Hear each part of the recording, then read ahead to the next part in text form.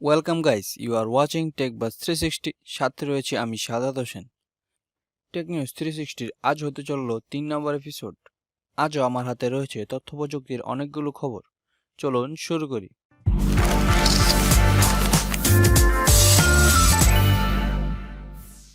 প্রথম খবর, নোকিয়া পিউরভিউ বছরের শুরুতে রেয়ারে 5টি ক্যামেরা নিয়ে স্মার্টফোন মার্কেটে হইচই ফেলে দিয়েছিল, কিন্তু ফোনটি পিছিয়ে ছিল তার 1 বছর পুরনো প্রসেসরের জন্য। কিন্তু আজ নোকিয়া পিউরভিউর ডিএক্সও মার্ক পাবলিশ হয়েছে। এতে নোকিয়া 9 পিউরভিউর ডিএক্সও মার্ক 85, যা ফটোতে ছিল 88 ও 80 ভিডিওতে। নোকিয়া 9-এর ডিএক্সও মার্ক 3 বছরের পুরনো আইফোন 7 ও নোকিয়া 80 এর কাছাকাছি। নোকিয়া 9-এ 5টি ক্যামেরা থাকলেও এটি ভিডিও করার জন্য একটি মাত্র ক্যামেরা ব্যবহার করে। নোকিয়া বলেছিল তাদের এই ফোনটি 5টি ক্যামেরা দিয়ে লো লাইটে অনেক ভালো ছবি তুলতে সক্ষম, কিন্তু নোকিয়া 9 পিউরভিউ এর লো লাইট থেকে পিক্সেল 3 এর লো লাইট ফটো ছিল অনেক ভালো। পরবর্তী খবর, হুয়াওয়ে। স্যামসাং শুক্রবার তাদের ফোল্ডেবল ফোন রিলঞ্চ করেছে, যা ইতিমধ্যে দক্ষিণ কোরিয়ায় বিক্রি হতে শুরু হয়েছে। কিছুদিনের মধ্যে অন্যান্য মার্কেটেও এই ফোন পাওয়া যাবে। হুয়াওয়ে এবছরের MWC-তে তাদের ফোল্ডেবল ফোন লঞ্চ করেছিল, যা ছিল হুয়াওয়ে মেট এক্স।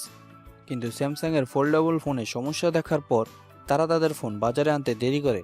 তো আজ IFA 2019-এ হুয়াওয়ের মোবাইল বিভাগের প্রধান জানান নভেম্বরে তাদের মেট এক্স বাজারে আসতে পারে।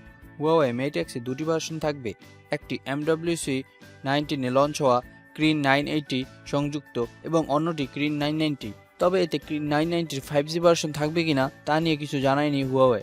পরবর্তী খবর, এটিও থাকছে হুয়াওয়ে থেকে। হুয়াওয়ের আপকামিং ফ্ল্যাগশিপ মেট 30, মেট 30 প্রো ও মেট এক্সে Google play store pre install থাকবে না, অর্থাৎ গুগলের Gmail, YouTube, Chrome play service থাকবে না।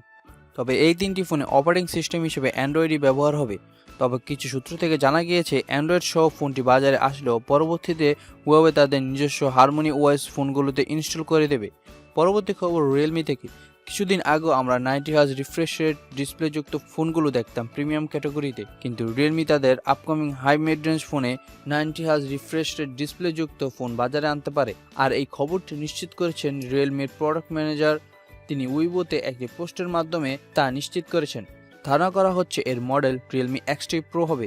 এতে থাকবে Snapdragon 730G processor, 6.4 inch full HD plus AMOLED display, 8GB RAM, 128GB ROM, 64 MP rear camera, 32 MP selfie camera, under display fingerprint, 30 watt fast charging ও 4000 mAh battery.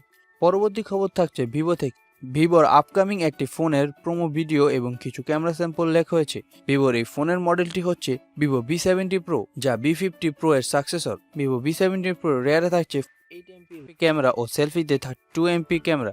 Vivo claim করছে V70 pro দিয়ে লো লাইটে খুব ভালো selfie তোলা যাবে।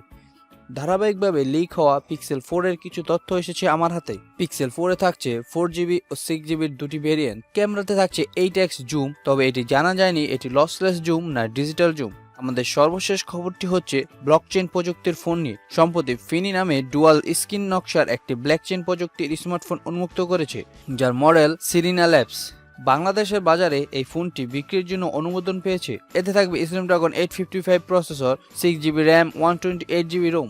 রিয়ারে ব্যবহৃত হয়েছে 12MP সেন্সর এবং সেলফিতে থাকছে 8MP। ফোনটিতে পাওয়ার দিচ্ছে 3000 mAh ব্যাটারি। তো আজ এখানেই শেষ হলো আমাদের টেক নিউজ 360। সাথে থাকার জন্য ধন্যবাদ।